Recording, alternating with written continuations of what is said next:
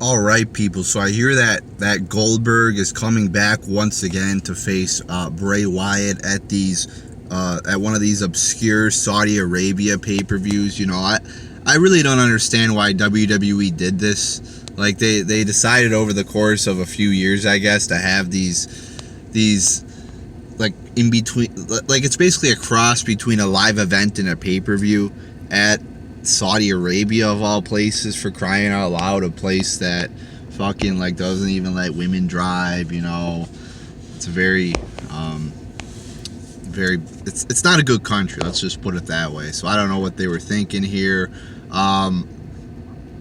And it's weird because there's like big names on these shows, like these Saudi Arabia pay-per-views, but at the same time they don't even build up to the matches. It was the weirdest thing ever. They'd have like Undertaker wrestling on these pay-per-views, but then they wouldn't build up to the match. It'd just be like, oh, it's just a random Undertaker match. Like, it don't even mean shit.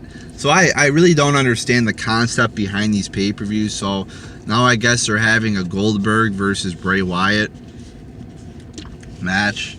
And just another example here of WWE reaching back 20 years and plucking a guy out of the Attitude Era and placing him in a match in 2020 to try to bring more views, try to bring more buys to the WWE network, because they have an inability to build new talent, an inability to create new stars, new big time wrestlers. They have not created a big time wrestler last decade. They did not. From 2010 to 2020, is there a big name really that they've created? No, there's not. I mean, before that there was John Cena, Randy Orton, all these people that are big names, solidified big time wrestlers. But now there are none. So they have to keep reaching back and bring back these people who are fucking like 50 years old to try to draw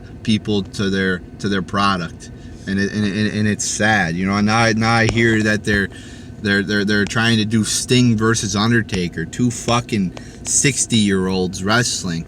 A fucking guy who almost fucking died in his last match. That's how desperate they are. They're gonna bring back. They're talking about bringing back a guy who fucking like collapsed in his last match a few years ago.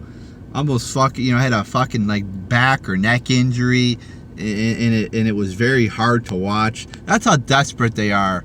Instead of saying, hey Sting, you're fucking like 80 years old, you almost fucking died in your last match. We got new stars. We got fucking people who are actually fucking fresh. They're new. They're athletic. No, we're gonna bring back somebody like Sting. Get the fuck out of here, guy. I mean, come on. It's fucking sad, the state that this company is in right now, that they have to keep bringing back guys like Goldberg. And don't get me wrong, I mean, Goldberg is still like, it's exciting to see him. He's still in good shape. But to keep featuring guys like this in your main event because you can't build new stars, it's sad. I mean, like, at least with Austin, he like comes back every once in a while, does a segment, does a stunner, and that's it. That's how it should be. He shouldn't be in the fucking main events anymore. He's fucking 50 years old. His prime was 15 years ago. That's how it should be. And he's like the only one really who's remained retired. I mean, everybody else they've begged to come back. Shawn Michaels, Triple H, Goldberg, The Rock. I mean, everybody else. They pick them out of their prime and they throw them into the main events. At least Austin has stayed retired, and that's exactly how it should be. Come back a couple times a year, hit a stunner on AJ Styles, hit a stunner on whoever, and that's it. But no, they have to keep featuring them in the main events and embarrassing themselves like Sting did a few years ago against Seth Rollins, because they can't build new stars. So there you go, people.